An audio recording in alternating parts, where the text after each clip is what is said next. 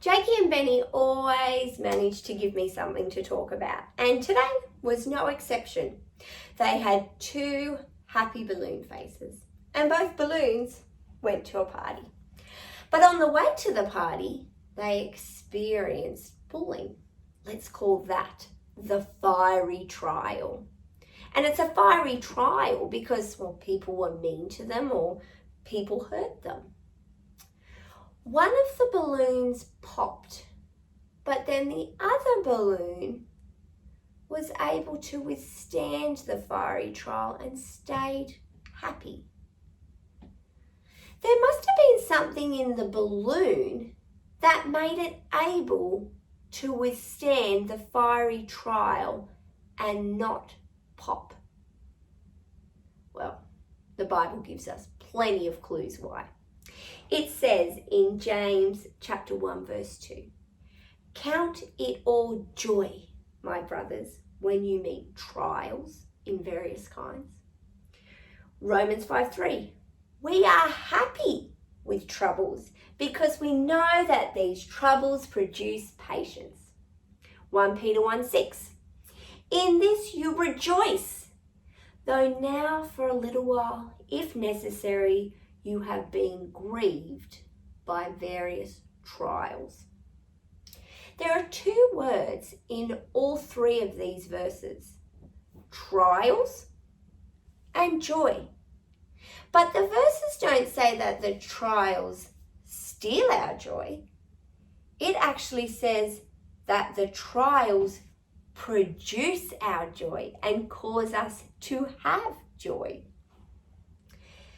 This is the opposite of what we tend to do. And it's certainly the opposite of what I normally do naturally.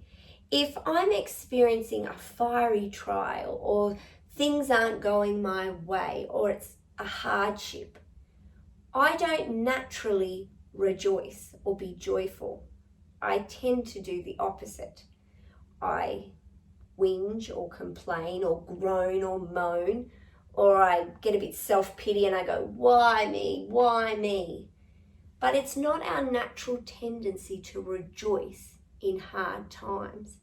And yet the Bible so clearly shows that we can experience joy in trials if we ask the Holy Spirit to help us experience joy. I'm not going to be able to smile through a trial just because I have a happy mindset, or I'm just going to try and be really joyful today. It will not sustain you. To be joyful in trials requires the supernatural joy of the Holy Spirit to come inside and fill us. So just like the balloon was filled with something to withstand the fire, we ask the Holy Spirit to come inside of us and to withstand the fiery trial and to actually be joyful in the experience. Now, joy that we get from Jesus, he gives it to us because he loves us and he wants us to experience joy in this life. But that's not the only reason he gives us joy in the middle of trials. He gives us joy so that the people around us can watch and observe, and it will probably get them to ask the question, why?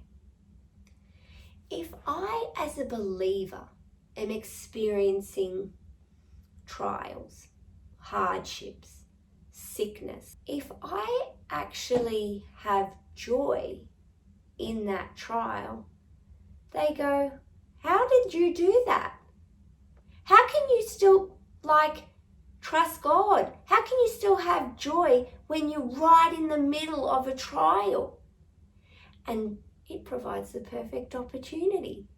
They wonder, what have you got that makes you able to do it? And I tell them, I've got Jesus. Jesus' joy inside me. We are a wonderful witness to the people around us if we can keep joy in bad circumstances. And I don't know about you, but some of my most fieriest trials have actually produced the most joy in my life.